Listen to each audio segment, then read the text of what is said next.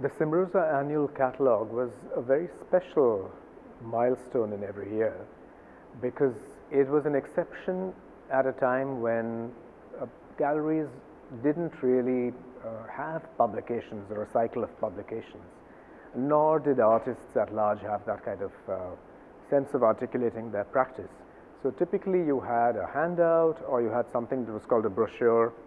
So to have a catalogue in the first place, which really documented the exhibition, where there was a critical response to the work, which provided a context for the practice, all this was quite remarkable.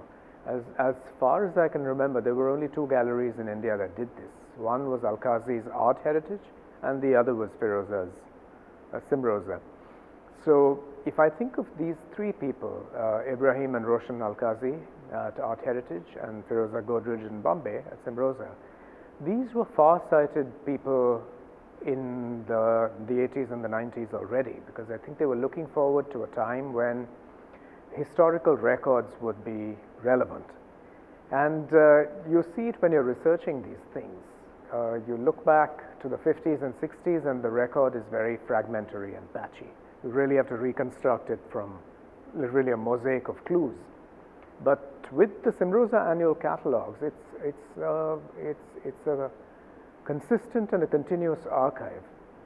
I mean, of course, it has to be brought together into one place and systematized, but in essence, it's there. You can reconstruct the life of the gallery, which is indeed what we've done with the Cymroza Chronicles, which is entirely an archival project.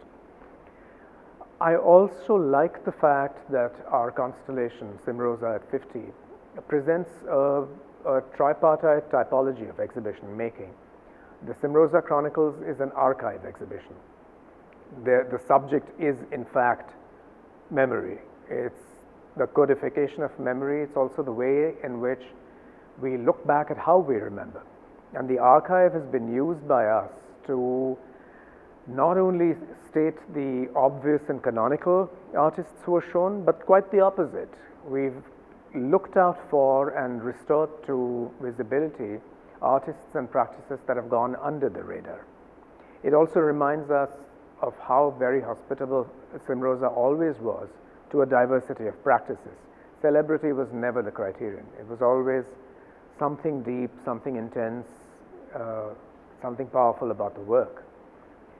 So that's the archive exhibition. Here what we have is a survey exhibition drawing on the Jamshid and Firoza Godrej collection. How does the collection connect with the practice of the gallery? How does it depart from it?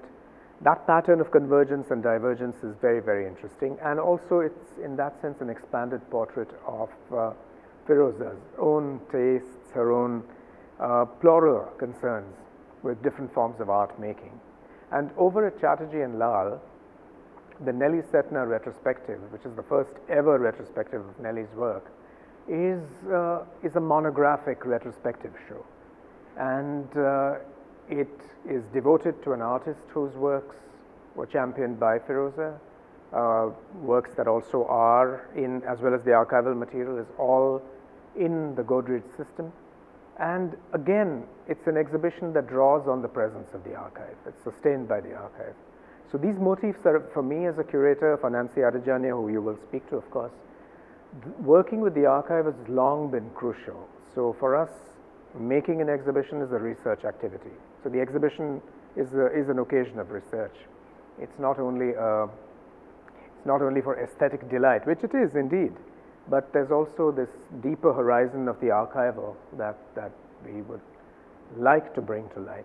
And that's also the only way in which we can really recharge and regenerate public memory.